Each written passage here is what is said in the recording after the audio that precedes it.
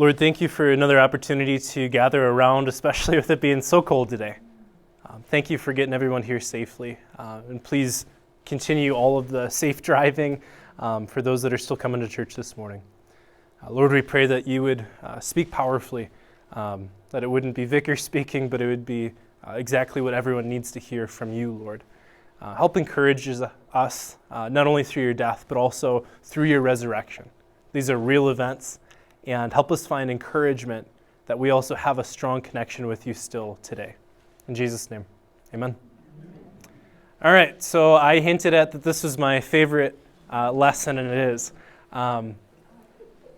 There's so much information just on this lecture alone that some of it's actually going to get shifted into next week as well.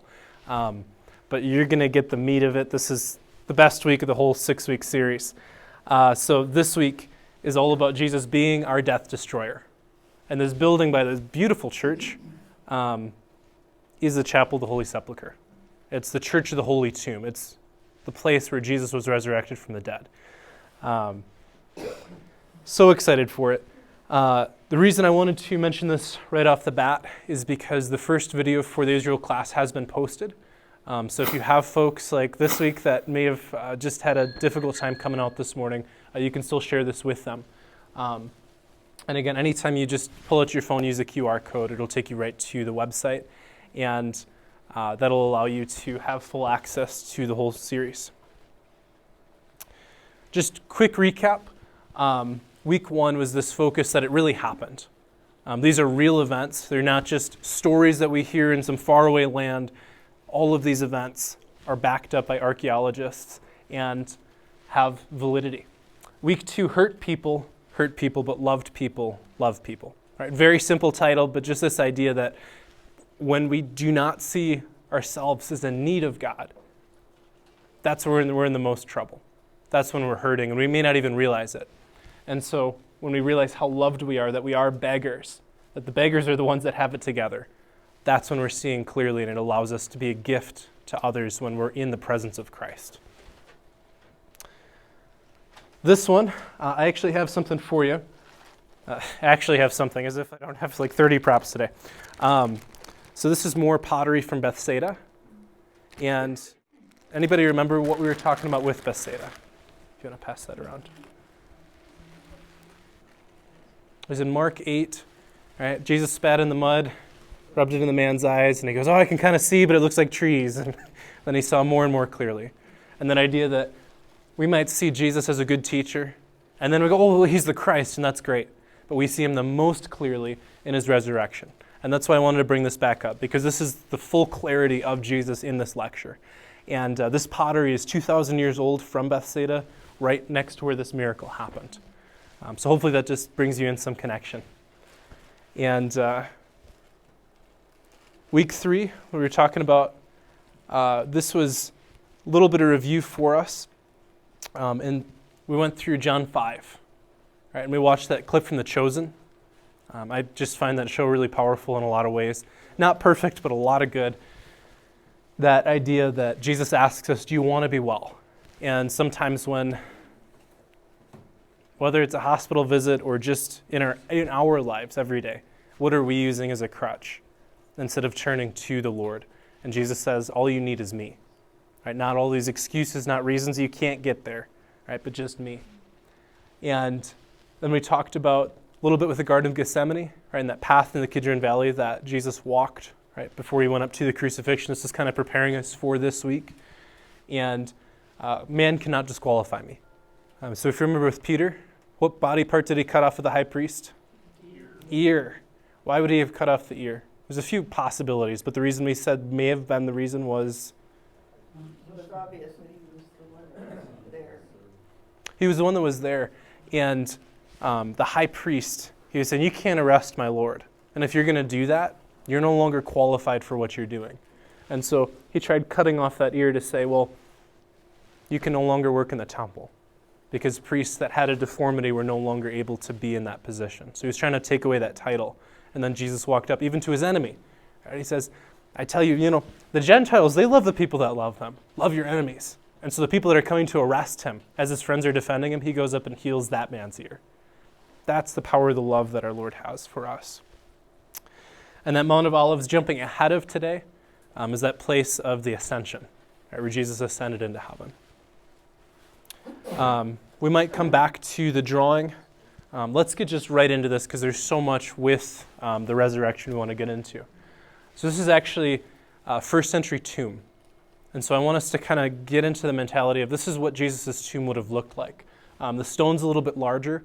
And have I shown you any clips from Dr. Tom Zelt yet? I don't believe so. He's a professor, and he does a video in here. I wanted to show you the picture first. If you notice, the camera had a hard time focusing inside of the cave because you see all those little spots? There are about a gajillion flies in there. I think of myself as a pretty bold person. I did not go down there, but he filmed down there. So I want you to see the value of what he's sharing with you too. And while we do that, I just want to start passing some things around. And one of the main things towards the end, I'm just kind of preparing you mentally so you can think about this. While we're talking about the tomb, I went and hand-picked verses as well as pictures and cut them out.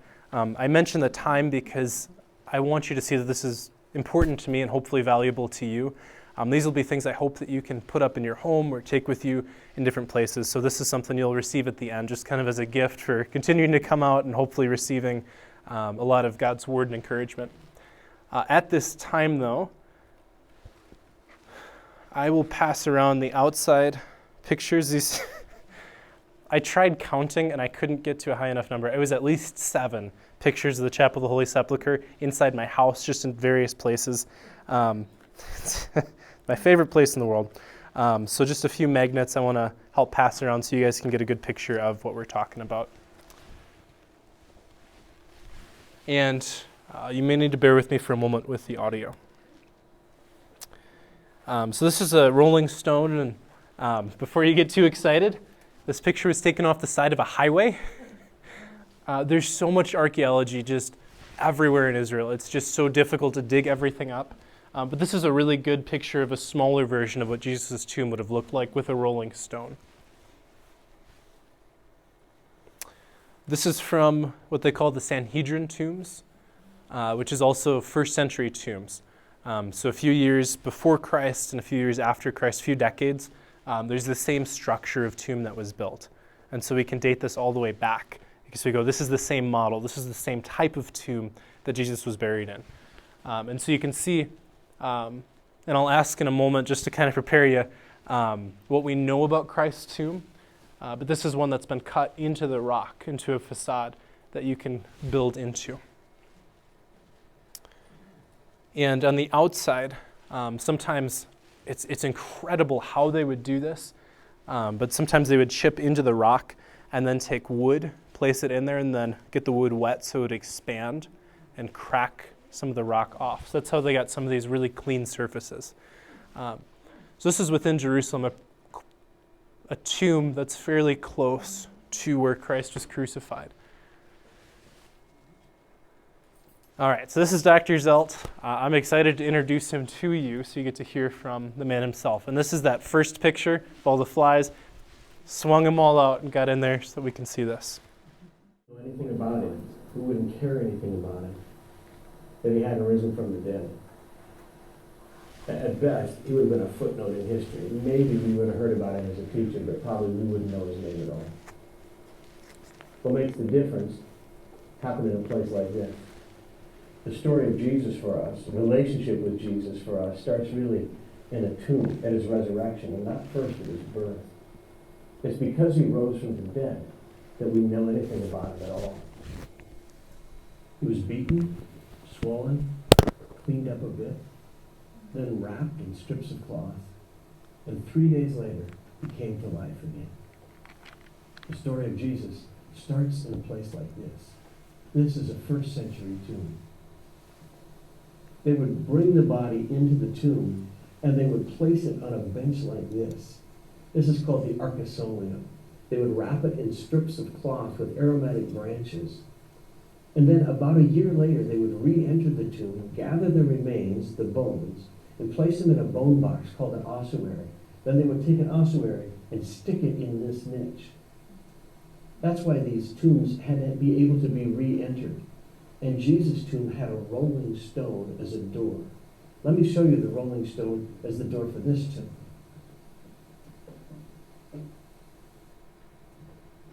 Here's the entrance to this tomb. And this is a rolling stone that would have served as the door. They would have rolled this back in order to come in and gather the bones a year later. This is what the women and Peter and John would have seen rolled away from the tomb. His would have been much bigger. This particular tomb was cut down into the hillside in order to create enough space to cut back into the hill to make the tomb complex. Let me climb up out of here and I'll show you what it looks like today.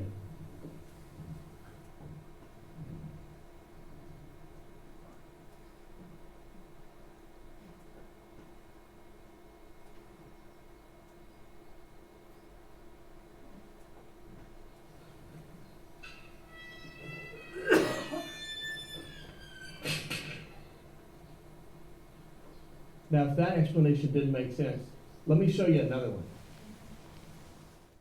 Any questions or thoughts before we go on to the next example? Yeah. Which was really the more probable too. So thank you so much for sharing that. I did have the opportunity to go to both tombs. And if just to explain a little bit what we were talking about, there are 3 claimed places of Christ's burial place. And the one that we're talking about today is the one that has the most historical evidence for this being the location. The Garden Tomb dates back to about the 8th century. So it's a different time era. And we can go into a little bit more with the Garden Tomb in the next session. It looks, the Garden Tomb looks much more like what you would picture the tomb to be at. And so when I show you pictures of the Chapel of the Holy Sepulchre, we might look and go, well, that really doesn't look like what I would picture the cave to be. And so we're actually going to go through a little bit of the history of this is why it looks the way it does today. And a lot of the gold and incense and things that we'll see there aren't things we normally would think of as Protestant Christians. But just something to keep in mind is as Christians have come to this spot for the last 2,000 years, they were trying to honor it in the ways that they knew how to do it, so it doesn't look like we would normally picture. But we'll get into some of the history of why I would say certain that the Chapel of the Holy Sepulchre is the burial place. But whether or not it is, the most important thing is that Jesus has come out of the tomb. The tomb is empty. And these things help us see that these are real locations that actually happened with real events. And I also just want to give full respect to any other possibilities because there isn't 100% certainty. I would give it personally about 95, 98% chance that this is the place. But again, the most important thing is that Christ has risen, whether or not it is in one place or another. The iron on the door, by the way, was just to help protect people from going in there. And when we talked about all the flies and things, you can imagine how much it would stink. And Lazarus, we really don't want to go in there. He's been buried for a few days. And Jesus just walks right into that darkness. And he walks into our filth, our places where others just go, I'm not even going to touch that. I'm not going to go near that. And Jesus just walks right into a tomb like our professor did here. So here's another example. I love this one because it's actually just right next to a restaurant. Again, there's so much archaeology. We were dining right on top of the Mount of Olives, which overlooks Jerusalem. This is right next to the Garden of Gethsemane, where we were talking about last week, the place where Jesus ascended into heaven. And just around the corner, I saw this place that you're about to see. And I talked to my professor and I said, what's this going on over here? And he goes, oh, well, it's just first century tombs just sitting out. They tried making a highway and then they knocked off the highway and they had to stop building because they realized there was a burial site here. So let me share that with you now. This is another first century tomb. But the top got knocked off when they were building a road, so it kind of leads us a natural cutaway to see what a tomb is like. These are the benches right here called the arcosolio. And those are the niches where the bone boxes would go. The body gets laid out here, the bone boxes a year later go in one of the niches.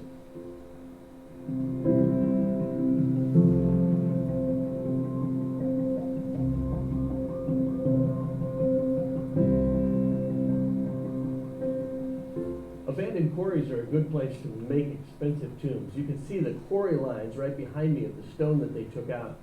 It leaves a cliff face, so that if you want to make an elaborate tomb, you could carve a facade into the front of it, just like this one. This is from the 1st century. Joseph of Arimathea had just finished making his family tomb. His, of course, had a rolling stone in front of it, and of course, not the iron bars. But it would have been a tomb like this that the women would have come to on Easter morning, or the disciples ran to and found that Jesus was not there, but that he was alive. His resurrection 3 days after he died was the sign of his significance. If you're going to study the life of Jesus, you have to start right here.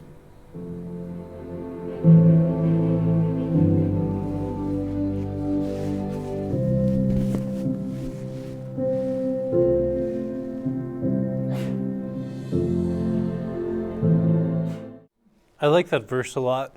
When you think of doubting Thomas after the resurrection came and actually touched the nail holes. We're going to talk a little bit about 1 Corinthians chapter 15. Just such a focal point in the Bible where it talks about Jesus appearing to so many after the resurrection. Eyewitness accounts, right? And this is passed down to us orally. And fortunately, it was recorded for us in the Bible, but God would have passed that along to us regardless of how he communicated that. So I mentioned these are Sanhedrin tombs. And inside you can see how many, anybody remember the really fancy name he used for where they would lay them and prepare the bodies? It's the archosolioi, right? They would wrap them in linen strips, prepare spices, put those in with the body. And then what are these holes that we see up here? Burial niches. And so after they took and allowed the body to decompose for a year, or as some Jews would say, for 11 months, because we don't ever want to say someone is so bad it took us a year to mourn for them. But after that amount of time, they would gather up the bones, put them into a bone box, and then place them in these niches a year later. And so that idea of coming back to the tomb was a pretty normal thing. In fact, we still see Jews go to places where they believe David's tomb is today. And rabbis, they would go to their teachers. And so they still do that. And so there's certainty that we can know, well, the first Christians would have come back to their rabbi spot, to Jesus' tomb. And so that helps validate this is the place, because this is something we still see that pattern happen in today. What's something else you notice about how many there are? If you're thinking of burial. What's that? Quite a few of them. There's quite a few of them. And so if you think of burial plots today, oftentimes you'll see them next to one another. So they're family graves, so that they can still be together. Right? So it's a very communal style of living, different than our Western style, which tends to be a little bit more individualistic.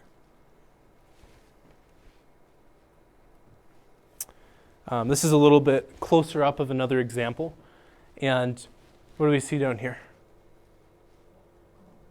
A cloth. And so I'm going to give us an example of that in just a little while here.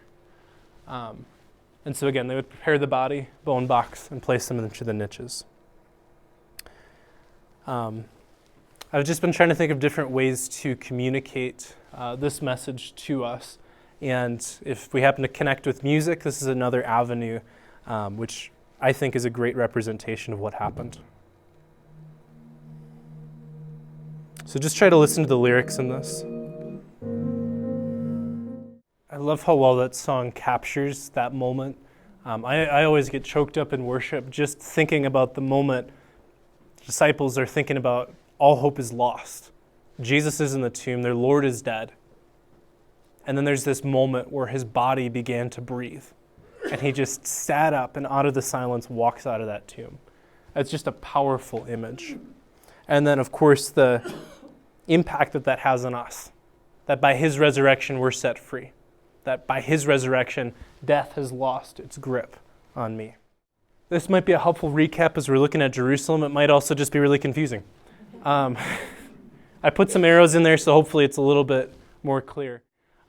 If you see the top arrow, that's pointing to the Temple Mount. So if you remember that Golden Dome of the Rock, right, the Muslim site that we talked about last week, That's where that's at. And actually, if you look at the top of the arrow where it starts pointing, that's right about where the Mount of Olives is. Garden of Gethsemane just to the left of that, just to kind of give us a little bit of an orientation. That blue up there is the Kidron Valley where Jesus walked through when he was arrested, went through his trials.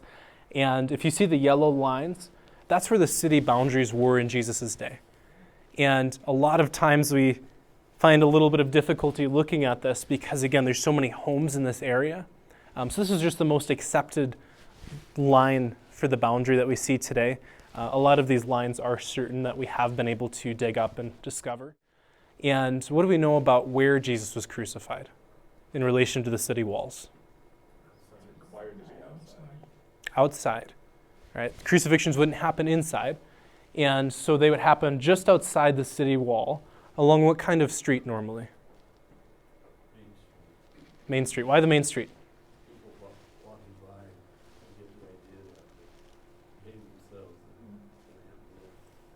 People walking. Shown an example, right? Behave, get in line. I was going to show you that Pirates of the Caribbean opening scene where they have all the hangings just outside the city, so when you walk by, you see there's consequences for what you do. And so they would have the crucifixion right by some main road, just outside the city walls. The city walls ended up changing about 10 years after Jesus was crucified. And so we see this change of the walls, and you can see where the red would have come through a little bit afterwards. And so today, the crucifixion site and the resurrection site's inside of the city walls because the city boundaries have grown, been destroyed, put back a few times. That arrow at the bottom points to that little circle in which we believe is Golgotha, right? Mount Calvary, the place of the crucifixion and of the resurrection. So just right there outside of the city walls. I thought this was kind of fun. So right next to the Chapel of the Holy Sepulchre, and I'm going to ask in a moment what we know about the burial of Christ. We actually see a Lutheran church.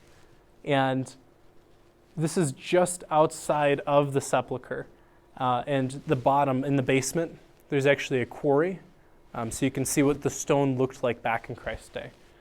But just really cool that we have a Lutheran presence so close to the sepulchre. And this is it. So what do we know about the death and the burial of Christ? We said it was outside the city walls. It's by a main road so people could see it. Right? Passover, exactly up. So there's a lot of people in the city. Joseph of Arimathea, right, took the body, right, to an uncut tomb, right, and that's where he was buried.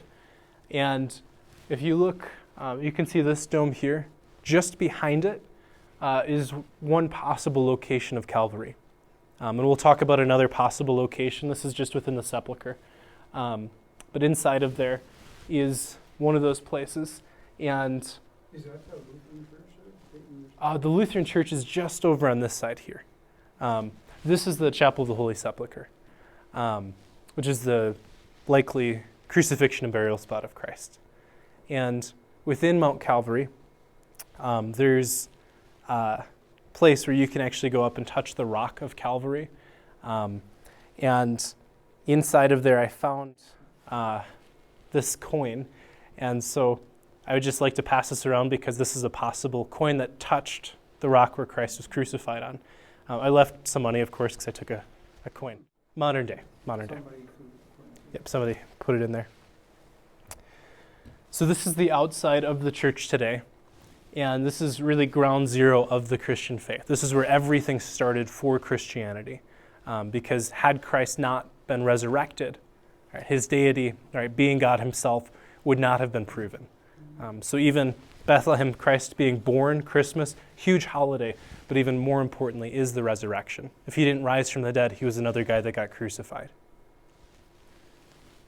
So the entrance, you can see, is just here. And that entryway is actually on the side of the church. There's a lot of history that happened in this place, but the important thing is with all of the changes show that the original burial place has remained in that spot. This is the Via della Rosa, the way of the rose, the way of agony. probably where Christ may have carried the cross going up to Calvary. And it would have been the cross beam, more than likely, because they would bring that over, then assemble the cross. They would leave the stake in the ground, or they would lift it up and then drop it in. It just made it easier to nail the victim to the cross. This is the entrance sign as you go into that courtyard of the Chapel of the Holy Sepulchre. But that's a little bit hard to picture. So this is a graphic to help visualize a little bit more of what we're talking about. So we began with the walls. Christ is crucified outside the city walls. And we see the crucifixion here, right? Mount Calvary, Golgotha. Gordon's Calvary is the other one that we'll explore next to the Garden Tomb next time. And after this crucifixion up here, you see that it was by a main road. After Christ was buried, and you can see the burial spot just off to the side here, or you see those two little figures. On top of this place, Hadrian, who lived a little bit later, he wanted to eliminate what the Jews, including the Christians, were doing. And so he leveled the entire area, destroyed all of what Christians had done in that spot, and he built on it a temple to Venus and Jupiter in that spot right over the Christian places, because he was thinking, well, if we desecrate the places, they won't come back. And I would think the enemy probably had some hand in that. But in the 4th century, Constantine, his mother, was huge into a lot of what happened in the biblical events, where they happened. And so she came along and built a lot of churches in places where biblical events happened. And so she came to see where Jesus was. And fortunately, instead of desecrating the spot like they were hoping, right underneath the spot, they built the temple to Venus, to Jupiter, right over the crucifixion and resurrection spots. And so instead of hiding them, they just marked X as the spot. And so when they came in, they destroyed this temple that was built over the important Christian places and discovered that right underneath them was the burial bed of Christ. And so there was graffiti, which is another one of the historically validated places. Over 1,600 years ago, Christians came by boat and they left graffiti, and I'll show you that in a bit, that says, "Lord, we came." And there's crusader crosses everywhere within the church to show that people have been coming to this location for 2,000 years. And over the spot of the burial bed, again, most things were destroyed, but that place was preserved because that's where they built the temple over it. And so this, we see the original edicule. Edicule is just a place where they build right over to commemorate a place. And we see over here a possible location for the crucifixion, which there's different levels of validity and possibility. I'm not even really mentioning where they believe they found the true cross. The cross is one of those things that, amazing artifact, but it's harder to say this is really where that was found. The crucifixion spot above that, more likely. So it's found in a quarry. A lot of the things match up. Most likely is the burial spot of Christ.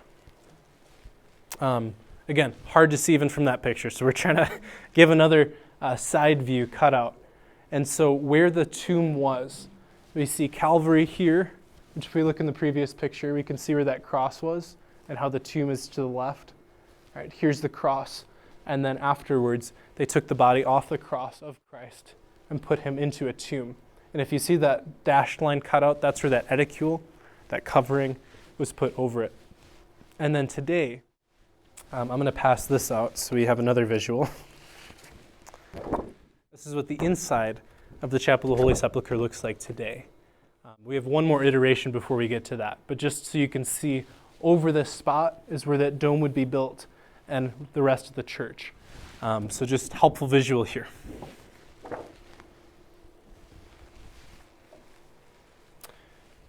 Okay, so they built the dome over the edicule, and those that called for the building of it said, well, we need to build something more grand that has ever been built. And so they ended up building over this spot. And they also built a basilica. And you can see the courtyard, and again, where Calvary might be. Unfortunately, again, that was torn down and destroyed. And so this is the iteration that we have today. And so you can see where the basilica was destroyed, and in its place, the entrance became the side over here. And you can see the new dome that was constructed on top. And this is what the edicule looks like today, the covering of Christ's burial spot. So I've got a lot to share with you about that. But before we get into that, do you see all the rooms that are down in here? It almost looks like barnacles on a boat. There's so many different little places built on top of each other. This is controlled by 7 different Christian denominations, different belief systems. And we can go a little bit more into that and how the church is open with a certain key if someone of a different faith, because there's so much contention there. But the point is, this is such an important place to so many different Christians that everyone flocks here and wants a piece of it and argues about who gets to sweep what place and wash it, because this is just so important to them. The edicule itself, I'll show you a better picture in a moment. But this place, again, was destroyed and rebuilt a few times.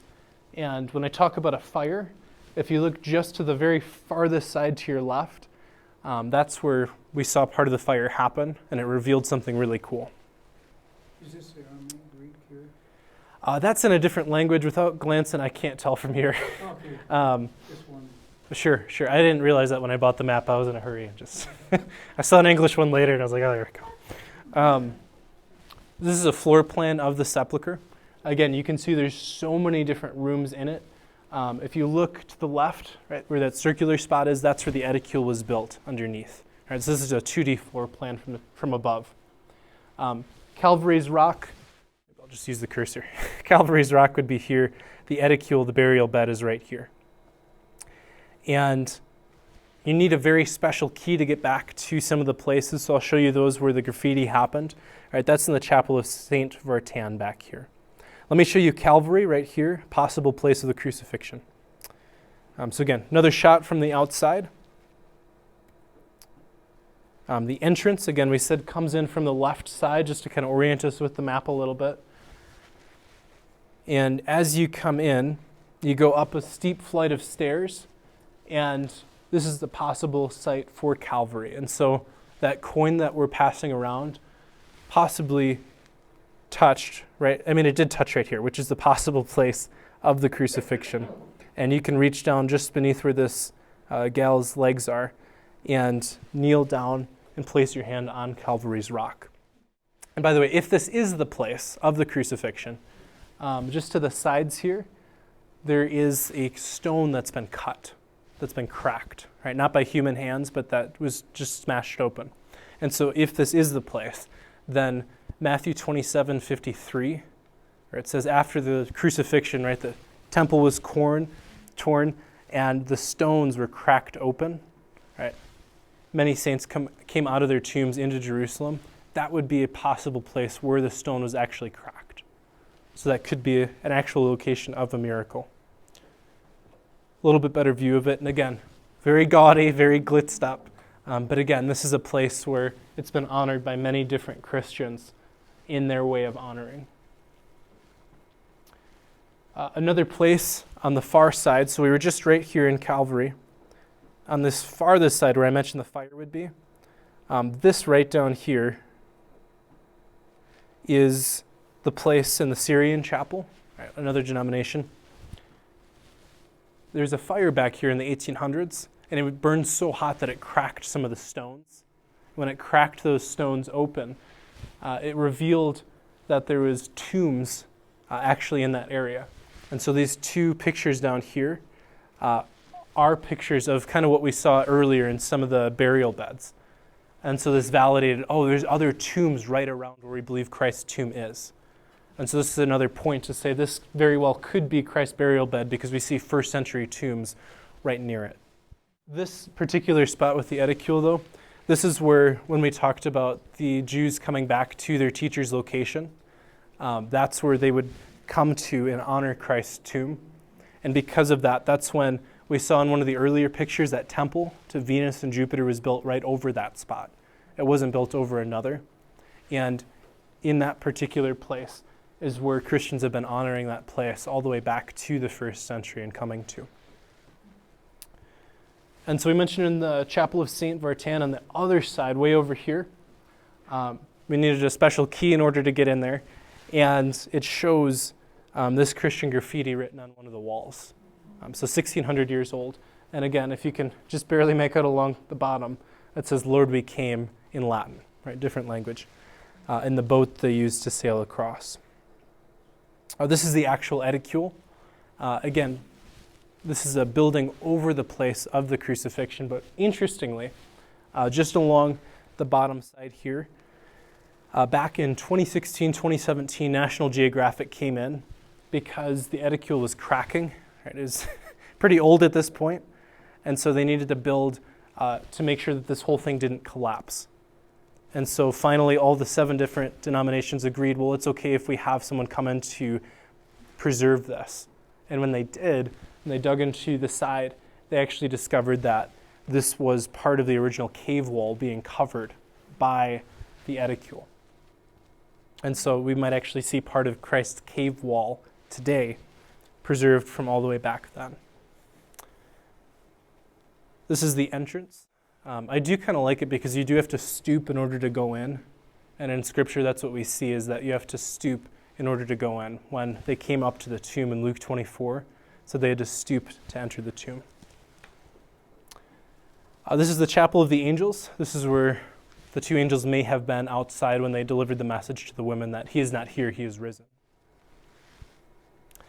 And here's a video to help explain a little bit more with the chapel. We are at the Chapel of the Holy Sepulchre. In some ways, the most important church that there is. We are at ground zero for the Christian faith. Behind me is the edicule, where Christ was buried. There's a casing that was built around it. The inside, this is where Christ was actually laid. And on that slab is where Christ's body was placed after he came down from the cross and was buried. And the good news is that the grave is empty. He's alive, he is risen. The grave could not hold him, death could not keep him. The Christian faith hinges on, because this is where Christ was resurrected from the dead. He stood up out of that grave, and just like we will, as we have faith in Christ. So those 2 pictures. The one on the far left, right, this is inside of that edicule, that marble place. And when they ended up uncovering this back in 2016, 2017, they dated this back 2,000 years. And so they said this is a historically valid place where this cave wall could have been. And on the side here, this is the burial bed of Christ. And so when they would have laid him, it's actually a few layers down. And so when National Geographic, again, secular company, came in, they pulled these slabs off for the first time in hundreds of years. And they revealed, oh, there's another slab underneath it. And this one goes all the way back to the time of the Crusaders. And they go, oh, that's really old. And they pull that one back. And they see this white rock underneath. And they go, that's the spot. Jesus laid right here. Just a little bit closer picture of that burial bed. They use carbon dating? I'm not sure how they dated it. There's a documentary online with National Geographic that goes and dates it all the way back to 2000, which I think is, or 2,000 years ago, which I think is incredible to have not a Christian company come in, but a secular one come in and validate that this is going all the way back to then. So last time, in one of the earlier sessions, we saw that my friend Graham was sitting here, which was in the oldest synagogue in the world. This was Moses' seat, so Jesus would have sat right there. And this is a stone that Jesus probably touched. What do we got here? Jersey? Who's Jersey? Peyton Manning's. And it'd be really cool to have a jersey that just says Peyton Manning, right? It'd be even cooler if Peyton Manning actually touched this, that he wore this, that he's sweating it, and you went, yeah, this is his. That's cool, right? That's what this rock is. This is a place where Jesus touched. What I want to bring us to is not just a place that Christ touched, but a place where he had his greatest victory. Like if Peyton Manning had won a Super Bowl in this and signed it and gave it to you, right, his moment of greatest victory, that would be the equivalent of this. And so on Wednesday, I'm going to have one of the kiddos come up, a little first grader, and I'm going to ask him to play Jesus, and he'll lay down on the burial bed. And this is that place where I showed you inside the chapel of the Holy Sepulchre. And so he'll lay here, and we'll talk about how Christ was crucified for us. And after his crucifixion, they took him, wrapped him in linen shrouds, and placed him in the tomb. So little Walter will be down there. And this is when all hope seemed to be lost. Your teacher's in a tomb. And on the third day, Christ sat up. Right? Breath came back into his body. Get up. Nicely fold up his linen cloth, just like Jesus did. And walk out of the tomb. And the connection I want to give to you today, and the big takeaway, is that yes, you can go to the Chapel of the Holy Sepulchre, fly 6,000 miles, go to not only Jerusalem, but the old city of Jerusalem, get into the Chapel of the Holy Sepulchre, and touch and occupy the same place that Jesus was in. And that's incredible because we know this really happened. But what I find even more encouraging is that every week we don't have Christ buried, but what do we have? Communion, bread and wine. What do we see in that upper left picture? Communion is covered in that burial cloth. And it's not just communion, this is Christ's body given to us. And it's not like we go all the way over to him. It's not that we go up to him.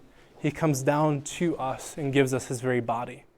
Something that we don't have to travel to go to him, but he comes to us. I think that's a very Lutheran concept, that Christ comes to us, that we have his presence, not in a place, but in a person, not outside of us, but in us. Let's pray together and leave a few moments for questions. There's another quick video I want to show us as well. Lord, thank you that you're not only the God who came to earth, who went and sold everything that he had for us. Lord, you gave up your very body for us, and you continue to give us that body every week. Lord, let us have that resurrection power be given to us. Let us realize that that's being filled in us through the Holy Spirit. And let us go out and have that change our interactions. By being in your presence, allow us to be a present to others. In Jesus' name, amen. Yeah, a lot of the tombs, I would imagine it would probably be easier to dig into one and then be able to have that nice facade than to somehow construct a large tomb like that. But if you remember those Sanhedrin tombs, that was a good picture. And then the Syrian tombs, inside the Chapel of the Holy Sepulchre where they had that fire. One of my favorite stories was my professor was talking about a previous visit that he had, and he had a brilliant guy go on the tour with him.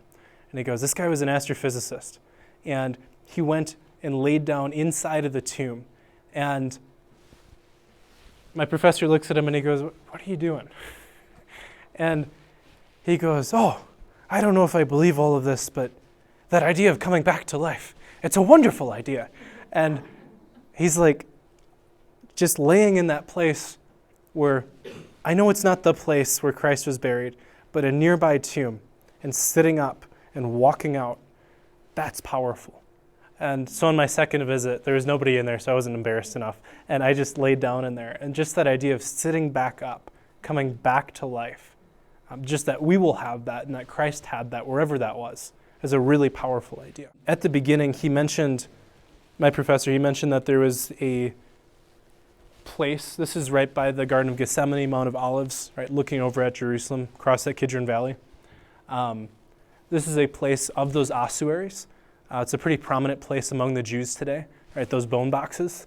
So I just want to give you a good picture of that and help explain a confusing verse that Jesus has regarding burial in John 11:35. Anything that we haven't talked about that you want to try to cover on our final 2 weeks? Any Bible locations or passages? If you think of any, let me know. Otherwise, one of the main things we're going to be covering is some Christian apologetics. Specifically with the crucifixion and mainly with the resurrection. That book that I mentioned before is an excellent resource. We'll be going over that a little bit. All right. Thank you, guys.